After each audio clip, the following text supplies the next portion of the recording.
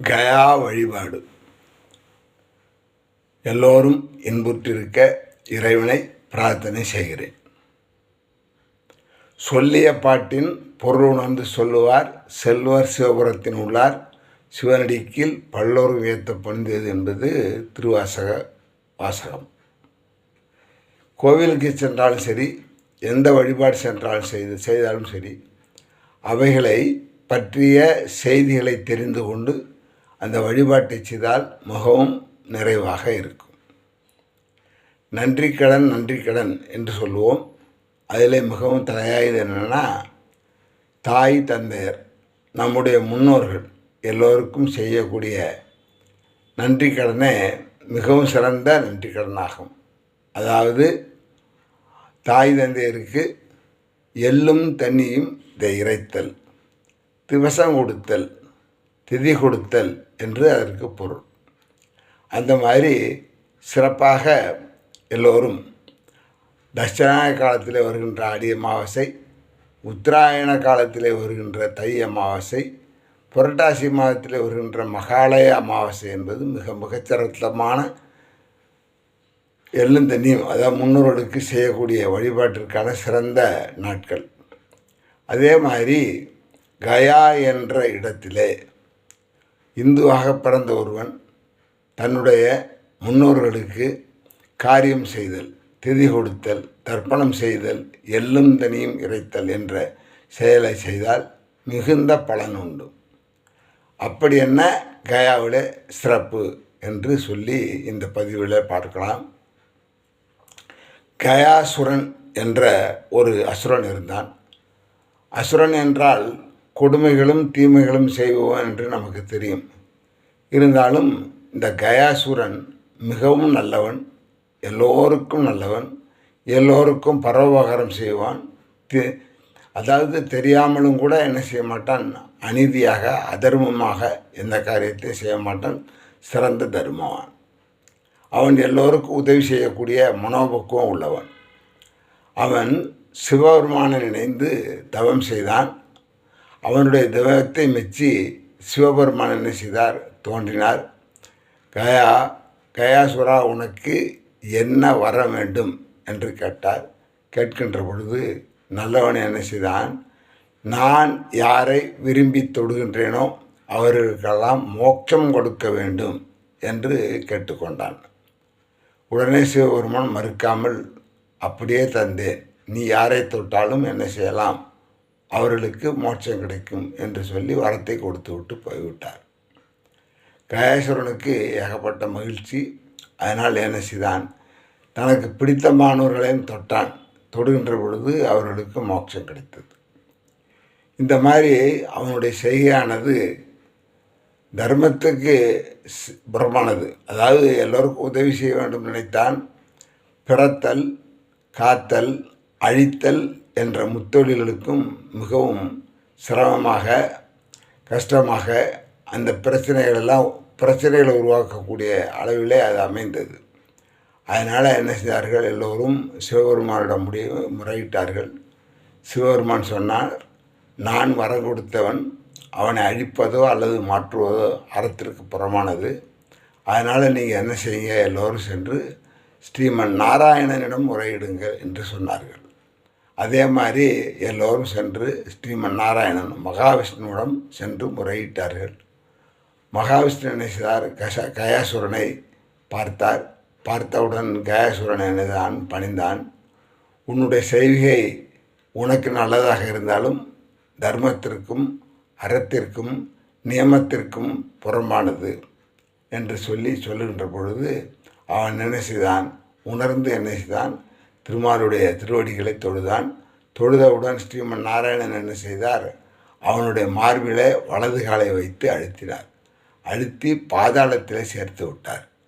மகாபலி சக்கரவர்த்திக்கு 2 அடி மண்கட்டு 3 அடி மண்கட்டு நிலங்கட்டு எப்படி மகாபலி சக்கரவர்த்தியும் பாதாளத்தில் அமிழ்த்தினாரோ அதே மாதிரி மகாவிஷ்ணு என்ன செய்தார், கயாசுரனை அழுத்தினார். அவன் தாங்க முடியாமல் கதறினான்.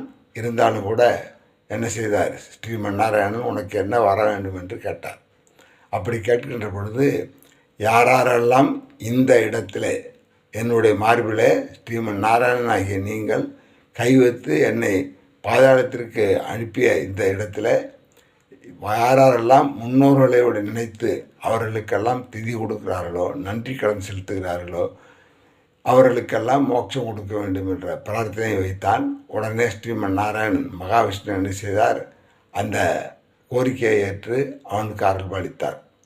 அவர் அந்த மாதிரி அந்த கயாசூரனை எந்த இடத்திலே மார்பிலை மிதித்து அழுத்தி அவனை உணர வைத்து அவருக்கு அருள் செய்தாரோ அந்த இடம் அவனுடைய பெயராலேயே கயாசூரன் என்ற அவனுடைய பெயராலே கயா என்று அழைக்கப்படுகிறது. பீகார் மாநிலத்திலே அது இருக்கிறது. அந்த மாதிரி கயாசுரன் பிரார்த்தனை செய்த காரணத்தால் யாரெல்லாம் தன்னுடைய முன்னோர்களுக்கு, தாய் தந்தையர்களுக்கு, தாத்தா பாட்டிக்கு, முப்பாட்டனார் முப்பாட்டியார், உறவினர்களுக்கு, தெரிந்தும் தெரியாதவர்களுக்கு, ஆச்சாரியர்களுக்கு எல்லாருக்கும் திதி கொடுக்கிறார்களோ அந்த இடத்தில் அவர்களுக்கு மோட்சம் கிடைக்கும் என்பது உண்மை. இது ஒரு கதை. அதற்கடுத்தது இதிலே இன்னொரு கதை இருக்கிறது. என்னன்னு சொன்னால், தசரத சக்கரவர்த்திக்கு திதி கொடுப்பதற்காக ஸ்ரீ லக்ஷ்மணன் என்ன செய்தான்? தானியங்கள் கொண்டு வருவதற்காக சென்றான். தானியங்கள் கொண்டு வருவதற்கு மிகவும் தாமதமானது. அதனால் ராமபிராமன் என்ன செய்தார்? லக்ஷ்மணனை தேடிக்கொண்டு சென்றார். செல்லுகின்ற நேரத்தில் அந்த திதி காலமானது நிறைவு பெறுகிறது, அதான் முடியப் போகிறது. அப்படி இருக்கிற நேரத்தில் தசரத சக்கரவர்த்தி என்ன செய்தார்? சீதாதேவியை கூப்பிட்டு, தாயே, மருமகளே, சீதாதேவியே, என்ன செய்? உன்னுடைய தர்ப்பணம் இன்று நடக்கட்டும். அதாவது இவருடைய காலமானது, அதாவது திதி காலமானது முடிந்து விடப் போகிறது. அதை மீறி அடுத்த காலத்திலே செய்தால், அதாவது அது அசுர காலம், அப்பொழுது அந்த திதிக்கு பலனும் இல்லை, அதில் தீய விளைவுகளெல்லாம் விளையும் என்று சொல்லுகின்ற பொழுது அன்னை சீதாதேவி அங்கிருந்த கிழங்குகளையும் காய்களையும் எடுத்து நன்றாக பக்குவமாக சமைத்து என்ன செய்தால்?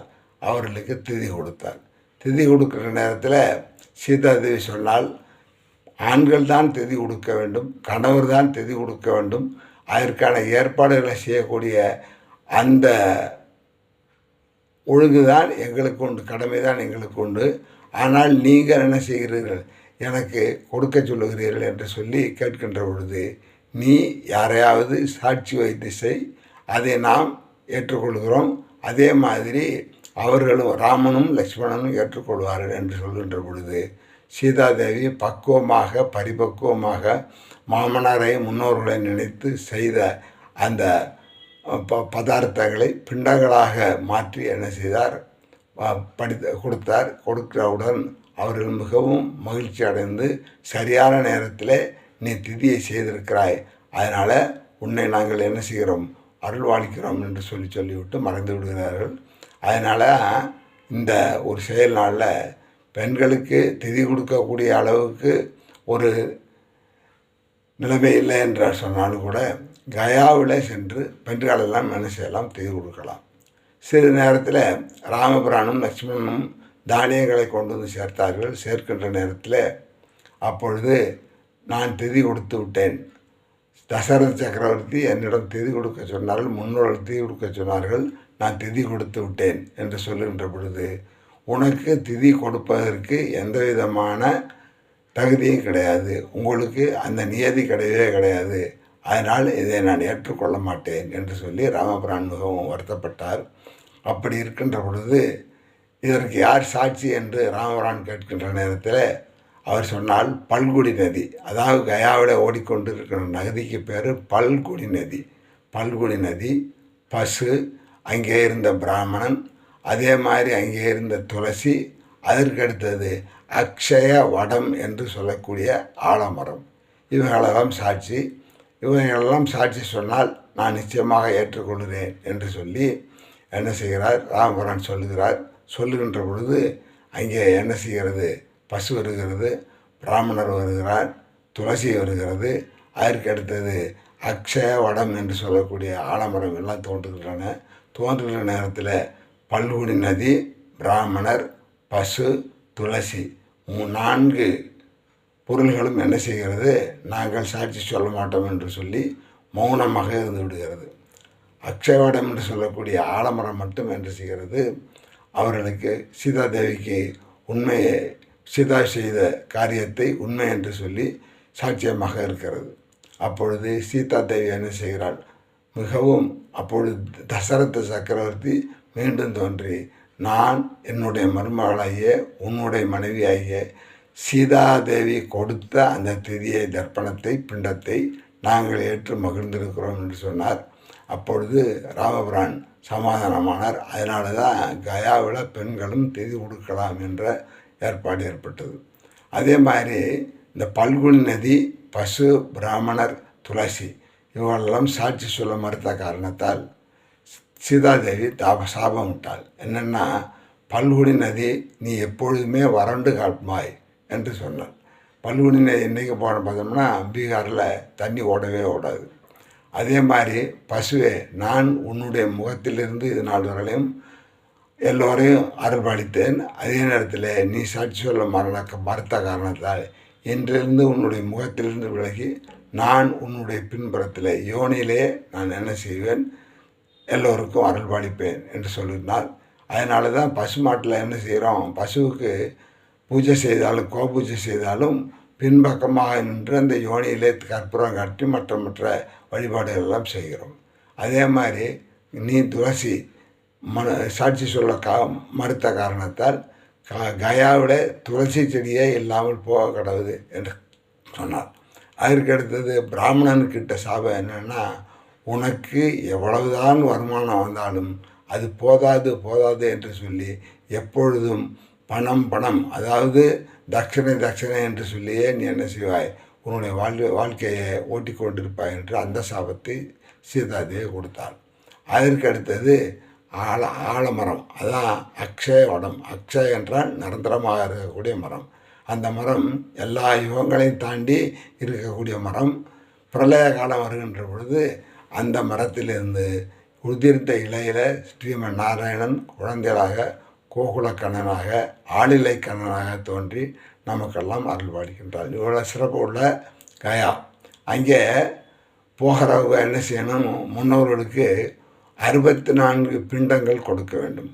என்ன 64 கணக்கு அப்படின்னு சொன்னால், 32 பிண்டங்கள் தாயாருக்கு, 32 பிண்டங்கள் முன்னோர்களுக்கு, நேரடி முன்னோர்களுக்கு, 32 பிண்டங்கள் உறவினர்களுக்கும் உற்றார்களுக்கும் சொந்த பந்தங்களுக்கும் தெரிந்தவர்களும் ஆச்சாரியார்கள் நண்பர்களுக்குமான பிண்டம்.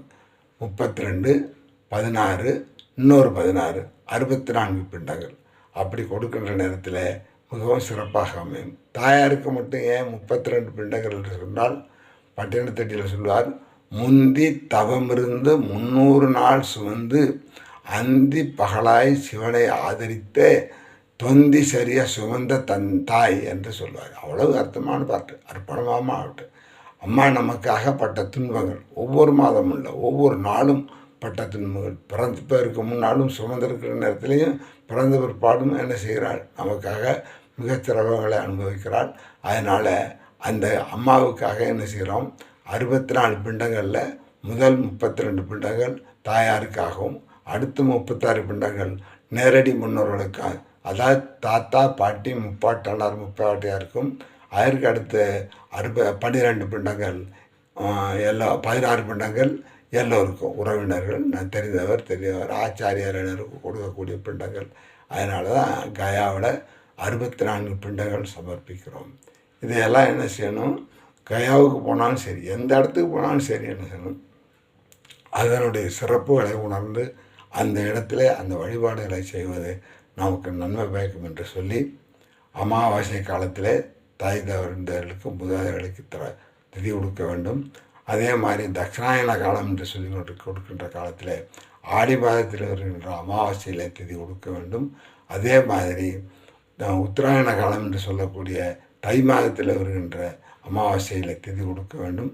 இதையெல்லாம் விட சிறப்பு என்னன்னு சொன்னால், மகாலய அமாவாசை என்று சொல்லக்கூடிய புரட்டாசி மாத காலத்தில் வருகின்ற அமாவாசையில் திதி கொடுக்க வேண்டும். எல்லா திதிகளையும் விட மிகச்சிறப்பாக திதி கொடுப்பது நம்மளுடைய தாய் தந்தை முன்னோர்களுக்கெல்லாம் கயாவிலே தர்ப்பணம் செய்து திதி கொடுப்பது, பிராமணர்களுக்கு காணிக்கை கொடுத்து இந்த காரியத்தை செய்வது என்பது மிகவும் ஒப்பற்ற காரியம் என்று சொல்லி நிறைவு செய்கிறேன். எல்லோரும் இன்புற்றிருக்க இறைவனை பிரார்த்தனை செய்கிறேன். அறந்தாங்கி குரு சோலையப்பன்.